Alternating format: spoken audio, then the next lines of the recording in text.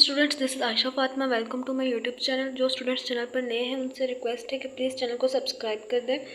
तो आज का हमारा टॉपिक है assessment of total uncertainty in the final result, class 11th physics, new book और चैप्टर नंबर 1 मेजरमेंट्स। ठीक है, assessment of total uncertainty in the final result. Assessment of total uncertainty in the final result का मतलब क्या है कि अगर हम दो पैकेट्स लाते हैं केचप के, एक पैकेट है हमारे पास 50 ग्राम का और दूसरा पैकेट भी हमारे पास 50 ग्राम का। इस पैकेट में जो अनसर्टेनिटी है वो भी 0.01 है और इस पैकेट में जो अनसर्टेनिटी है वो भी 0.01 है। जब हम लोगों ने इन दोनों पैकेट, जो केचप के पैकेट्स हैं, उन दोनों को मिक्स कर दिया, यानी कि दोनों पैकेट्स में से केचप निकाल लिए, तो वो हमारे पास 100 ग्राम पैकेट केचप बन जाएगा। तो इसकी जो अनसर्टेनिटीज़ हैं उनके साथ क्या होगा, वो ऐड होंगी, सब्सट्रैक्ट होंगी, मल्टीप्लाई होंगी, डिवाइड होंगी, क्या होंगी, यही चीज़ जो है हम लोग आज के लेक्चर में पढ़ेंगे। अब देखिए, फॉर एडिशन एंड सब्सट्रैक्शन, यानी कि जहाँ पर जो मेजरमेंट्स हैं या वो जमा हो रही हों या वो माइनस हो रही हों, तो जो एब्सोल्यूट अनसर्टेनिटी होती है वो हमारे पास ऐड हो रही होती है। एग्जाम्पल देखेंगे जो कि आप लोगों की बुक पे दी गई है। देखें, यहाँ पे दिया गया है कि absolute uncertainties are added. For example, यानी कि डिस्टेंस जो है वो दो पोजीशन के दरमियान x1 is equal to 15.4 plus minus 0.1 centimetre है and x2 is equal to 25.6 centimetre plus minus 0.1 centimetre जो है रिकॉर्ड किया गया है दो पोजीशंस के दरमियान जो डिस्टेंस है। ठीक है, तो अब हम लोगों ने एब्सोल्यूट अनसर्टेनिटीज इनकी ऐड कैसे होंगी, तो जो हमारे पास ये दो पोजीशंस हैं, हम लोगों ने पहले उसके डिस्टेंस को फाइंड आउट करेंगे। टोटल डिस्टेंस हमारे पास x के इक्वल होता है, तो x is equal to x2 minus x1 आएगा हमारे पास। ठीक है, x2 टोटल डिस्टेंस हमारे पास है x2 माइनस x1, तो हम लोगों ने x2 की वैल्यू लिख ली 25.6 प्लस माइनस 0.1% और x1 की वैल्यू लिखी 15.4 प्लस माइनस 0.1 सेंटीमीटर। हम लोगों ने इनको सब्सट्रैक्ट किया ताकि हमारे पास जो टोटल डिस्टेंस है वो आ जाए। तो 25.6 में से जब 15.4 हमारे पास माइनस हो गए तो हमारे पास 10.2 आ गया, और जो हमारे पास अनसर्टेनिटीज़ हैं यानी कि 0.1 और 0.1 अनसर्टेनिटीज़ ये हमारे पास ऐड हो जाएंगी, 0.2 सेंटीमीटर हमारे पास आ जाएगा। यानी कि हमारे पास जो एब्सोल्यूट अनसर्टेनिटीज़ हैं वो एडिशन और सब्सट्रैक्शन में ऐड हो जाती हैं। जब हम लोग किसी भी मेजरमेंट्स हैं या जो कोई भी अमाउंट है, हमारे पास वैल्यूज़ हैं, हम लोग उनको ऐड कर रहे होते हैं या सब्सट्रैक्ट कर रहे होते हैं, तो उनकी मेजरमेंट्स की जो अनसर्टेनिटीज़ होती हैं वो हमारे पास ऐड अप हो जाती हैं। ठीक है, तो हमारे पास जो एब्सोल्यूट अनसर्टेनिटी है, आपको पता है कि वो लीस्ट काउंट होता है हमारे पास किसी भी चीज़ का। ठीक है, तो हमारे पास जो दूसरी एग्जांपल आप देखें, दूसरी एग्जांपल हमारे पास दी गई है कि अगर हमारे पास L1 8.5 प्लस माइनस 0.1 सेंटीमीटर है and L2 12.6 plus minus 0.1 centimetre है, तो हमारे पास टोटल लेंथ क्या होगी। टोटल लेंथ हमारे पास L के इक्वल है, तो L is equal to L1 plus L2। Total length के लिए हम लोग दोनों लेंथ को प्लस करेंगे।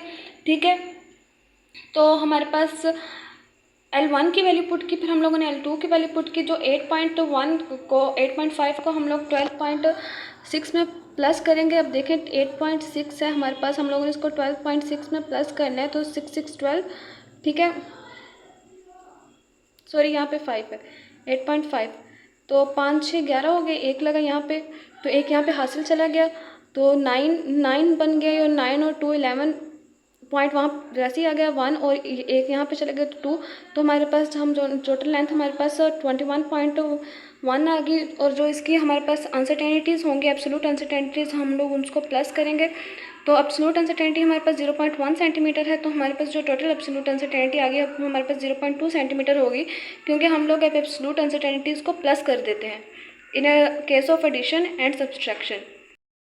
हमारे पास for multiplication and division, for multiplication और डिवीजन के लिए हमारे पास जो परसेंटेज अनसर्टेनिटीज़ होती हैं हम लोग उनको ऐड कर देते हैं। मिसाल के तौर पर हमारे पास जो पॉसिबल मैक्सिमम अनसर्टेनिटी है, यानी कि डाउट है रेजिस्टेंस की वैल्यू में, एक कंडक्टर है उसकी रेजिस्टेंस हम लोग कैसे फाइंड कर सकते हैं, V is equal to I R, क्योंकि I is equal to V R होता है, तो इसलिए रेजिस्टेंस फाइंड करनी होती है तो R is equal to V over I बन जाता है। हम लोग इसको नेक्स्ट देखते हैं, ठीक है।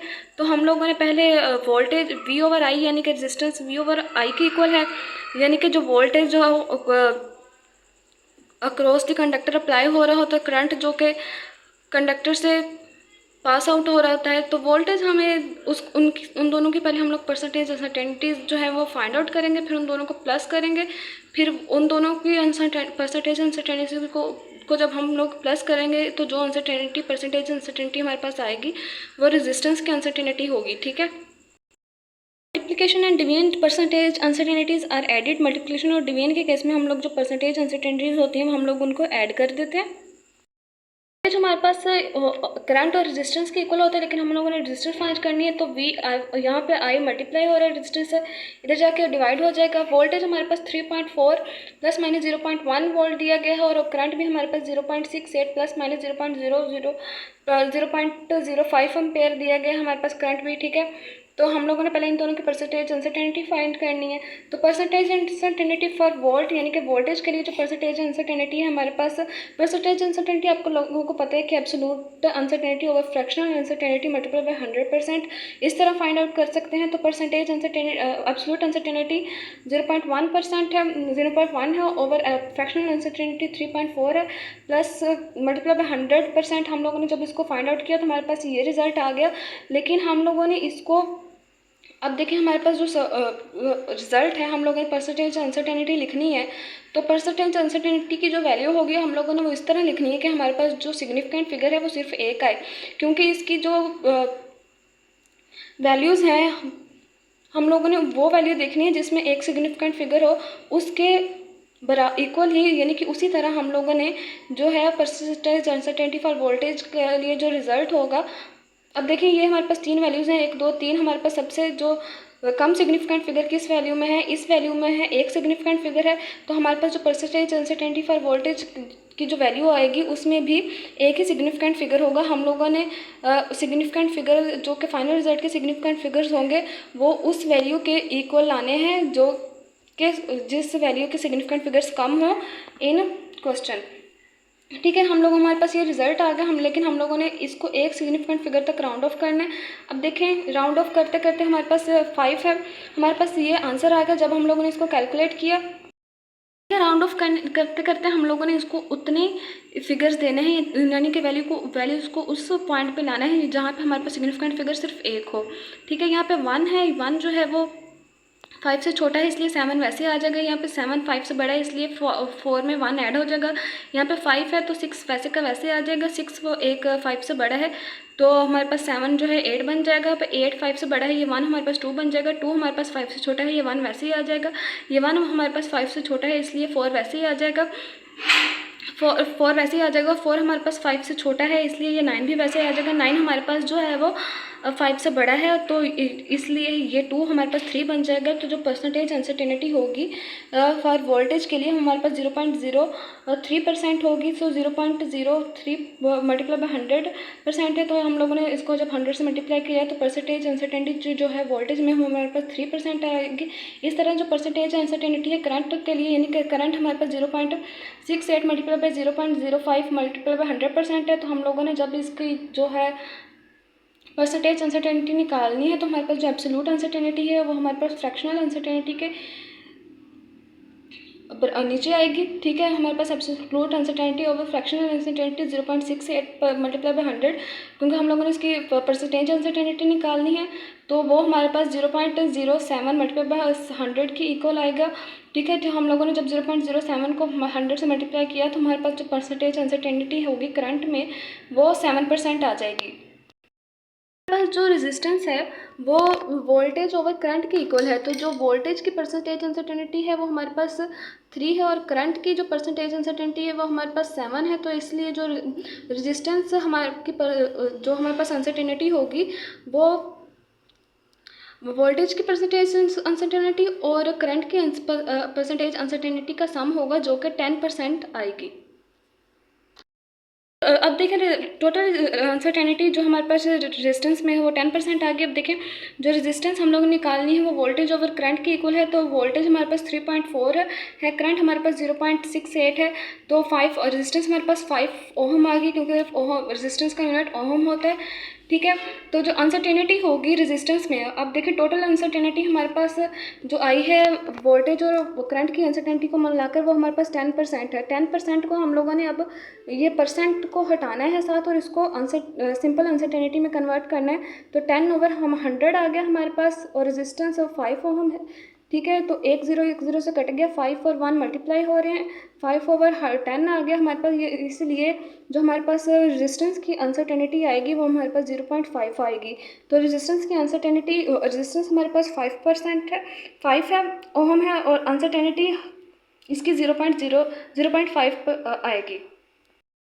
हमारे पास रूल है assessment of total uncertainty and final result, वो है पावर फैक्टर, यानी कि जो परसेंटेज अनसर्टेनिटी होती है वो हम लोग पावर फैक्टर से मल्टीप्लाई कर देते हैं फार्मूला में। ठीक है, मिसाल के तौर पर अगर हम लोगों ने एक सिलेंडर है उसका cross sectional area find out करना है, उस सिलेंडर का रेडियस हमारे पास 1.25 सेंटीमीटर है जो फार्मूला, और एरिया फाइंड आउट करना है, और एरिया के लिए हम लोग जो फार्मूला इस्तेमाल कर सकते हैं वो है A=πr²।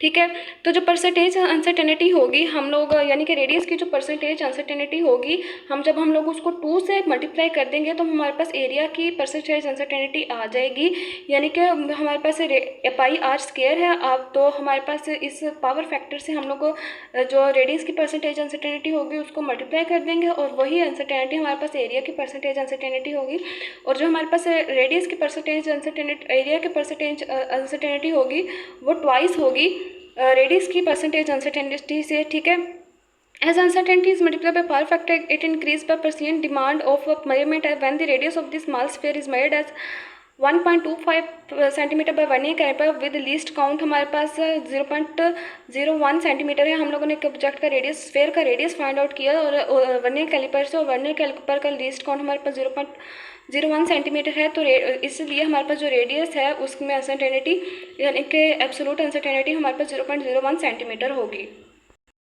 हमारे पास स्फेयर है, स्फेयर का हमारे पास हम लोगों ने एरिया फाइंड आउट करना है, और वर्नियर कैलिपर से हम लोगों ने इसका एरिया फाइंड आउट किया, वर्नियर कैलिपर से हम लोगों ने इसका रेडियस फाइंड आउट किया, और वर्नियर कैलिपर का लीस्ट काउंट 0.01% है। तो परसेंटेज अनसर्टेनिटी जो है वो पावर फैक्टर से मल्टीप्लाई हो जाती है फार्मूला में।